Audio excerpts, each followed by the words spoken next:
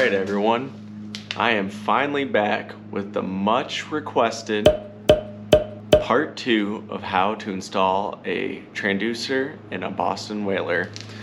Here we go. In all seriousness, Brett, your comment really made my day when it popped up on my phone. So hopefully this helps. I'm sure it's long gone and you figured it out by now, but let's do it. While I'm at it, look at this beautiful decal. This is my wife's name, Mia Bella, which is good advice. If you're thinking about getting a boat and your significant other or wife is on the fence, just get the boat and then name it after her, and you should be in the clear. I think that's why most guys have boats with their wives' names on them. So last video when we left off, we were just taking this bad girl off. I already got the screws out, and when you take this off for the first time, it might be a little sticky, but ta-da, we pulled it through. And if you remember, we pulled up our transducer line, and it's underneath here. And I guess what I should say is, first things first, you want to make sure, at least this is how it is in my boat, that your power is on, off, okay? Also, if, you know, I'm not liable, so you should definitely see an electrician or someone else who does this type of work before you do it yourself. But this is just how I did it, and I had my dad helping me, who was an electrician. So it was pretty simple. Basically, we wanted to hook it up to this last auxiliary, so when we turn on, then the Garmin could turn on. So what we did was, you can see this black line and this red line, and I also had these two lines. That is part of this wire with the Garmin, okay? That's what it came with. So what we did was, this brown line is hot, actually. So I believe, and don't quote me on this, I believe that is what makes this little auxiliary light turn red when it's on. So what we did is we grabbed one of these. I don't know if you can see that exact size. I have an extra one over here, but it's blue. And what we did is we spliced this brown wire and this red one, and we just put it into one of these little, I don't know the exact terminology, and we shoved this on here, okay? So that's how we got the hot line. Now the black, the ground, we did the same thing kind of.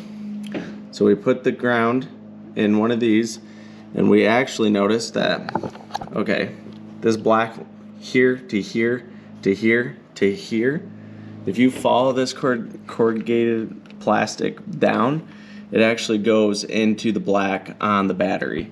So that's your ground. So we just hijacked this ground as well. So red, splice the brown, combined in your power. Black, put it in here, shoved it in with another ground, and you're all set.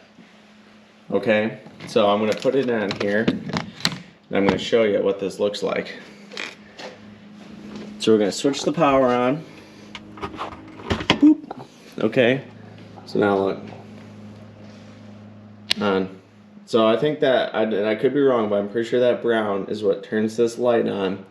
And what we did was we tapped into where that energy is coming from. Okay, now when I turn this on, it'll just turn on. While I'm doing that, I wanted to point out something, a fatal flaw that I made that's kind of separate. When I put this Garmin in, this actual screen, I didn't read the directions. I know, shocking. In all fairness, there's a lot of big words on there. If Garmin just made it like a Lego instruction set, I think I would have done fine. But my brother and I would cut this out, and what we should have done, and then we just put this monitor in. What we should have done is place this in right here. And this goes, this is supposed to go in here, and then this is supposed to clamp into this. but we messed up. Because we messed up, I had to, and I don't even know if you can see that, it's so dark, but I had to take the backing off of this and hook the wire in. You can't even see, but I'm sure you guys read the instructions and you didn't do it wrong anyways. But there you have it. So here's our Garmin. I actually really like it a lot. Obviously I'm not in the water, so it's not showing up, but it's got the side view and the clear view, and it's been working really well for me and what we're doing. Just to recap, here's our transducer back here, and I was initially worried, you know, about going on and off my trailer with this, but it actually just bumps and moves up, and I haven't had any problems with it. The only thing it does that is kind of annoying is it kind of rooster tails water up, but it's not that big of a deal. That's only when you're going fast too. So there you have it. I hope that helped, and we got some more fun Boston Whaler videos coming your way, hopefully here soon. I'm going to be trying to put a little trolling motor on this bad girl. And yeah, I appreciate you guys watching, and Brent, I appreciate you holding me accountable. I hope this helps, and I hope it's not too late. And one thing I wanted to add, if that's not how you do it and someone out here is watching this, an electrician, and they're just like biting their lip, like, please let me know so we can figure it out the right way to do it. One more thing I want to add, guys, always have a fire extinguisher on your boat. Again, I don't know if this is the right way to do it, but this is how we did it. I haven't had any problems with it overheating or anything like that, but it's always a good idea to have a fire extinguisher on your boat, even if you don't, you know, you're not required by law wherever you are. You know, things happen. So anyways, peace, have a good one.